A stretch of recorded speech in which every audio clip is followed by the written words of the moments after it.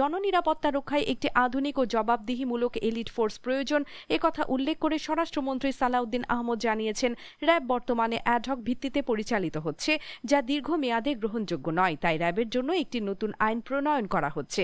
র্যাবের 22তম প্রতিষ্ঠাবার্ষিকী উপলক্ষে সোমবার দুপুরে র্যাব সদর দপ্তরে সাংবাদিকদের সঙ্গে মতবিনিময়কালে তিনি বলেন, আগামী দিনে মানবাধিকারকে সম্পূর্ণভাবে সমুন্নত রেখে একটি নতুন আইন প্রণয়নের উদ্যোগ নেওয়া হয়েছে। এই আইনের অধীনে একটি এলিট ফোর্স গঠন করা হবে, যা নতুন প্রত্যাশা অনুযায়ী জননিরাপত্তা নিশ্চিত করবে। র্যাব যে আইনে পরিচালিত হচ্ছে সেটা আর্ম পুলিশ ব্যাটালিয়নের একটা সার্টেন প্রভিশনের উপরে দাঁড়িয়ে সেটা পরিচালিত হয়। এটা অ্যাডহক ভিত্তিতে চলেছে। একটা প্রতিষ্ঠান এভাবে অ্যাডহক ভিত্তিতে পরিচালিত হওয়ার সঠিক ছিল না। এখন আমরা সেটা আইন করব আলাদা এলিট ফোর্সের জন্য। সেখানে অথরিটি দেওয়া থাকবে, তাদের রেসপন্সিবিলিটি ফিক্স করা থাকবে এবং সেই ক্ষেত্রে তাদের জবাবদিহিতা, অ্যাকাউন্টেবিলিটি এবং ট্রান্সপারেন্সিটাও নিশ্চিত হবে। সেই হিসাবে আইনটা আসবে।